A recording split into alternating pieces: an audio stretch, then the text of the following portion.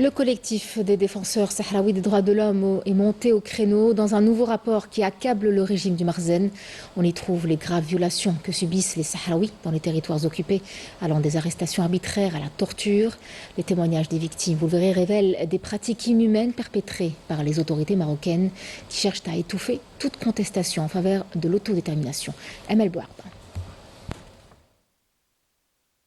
Exécution, enlèvement, torture, arrestation, expulsion et déplacement forcé. La liste des crimes perpétrés par le Marzen à l'encontre du peuple sahraoui est longue, tout comme l'est le combat du peuple sahraoui pour son autodétermination, conformément à la Charte des Nations Unies. Il faut dire que les violations des droits humains se sont multipliées dans la partie occupée du Sahara occidental, une situation qui dévoile la vraie nature du Marzen, dénoncée à nouveau par le collectif des défenseurs sahraouis des droits de l'homme, CODESA. Dans un nouveau rapport qui accable le régime marocain, ce collectif tire la sonnette d'alarme sur la gravité de la situation dans les territoires sahraouis occupés, condamnant vivement les crimes contre l'humanité commis à l'encontre des militantes des droits humains et politiques sahraouis à l'Ayoun occupé. C'est le cas de l'ex-détenu politique sahraoui Mahfouda Benba Lakfir, Saliha Boutanjiza, Khadija Toudouih et tant d'autres. Après avoir été assiégées, elles ont subi des actes de torture et de violence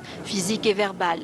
Blessées et humiliées et psychologiquement affectées, elles gardent encore des séquelles indélébiles des sévices infligés par leurs tortionnaires. Des officiers et agents de police en civil, connus pour leurs crimes contre l'humanité, contre des civils sahraouis. Leurs témoignages bouleversants, recueillis par le CODESA, illustrent la tragédie qu'endurent les Sahraouis privés de leurs droits les plus élémentaires et dévoilent aussi la vraie nature de l'occupant marocain qui fait usage de torture et de répression pour martyriser les Sahraouis qui réclament leurs droits légitimes.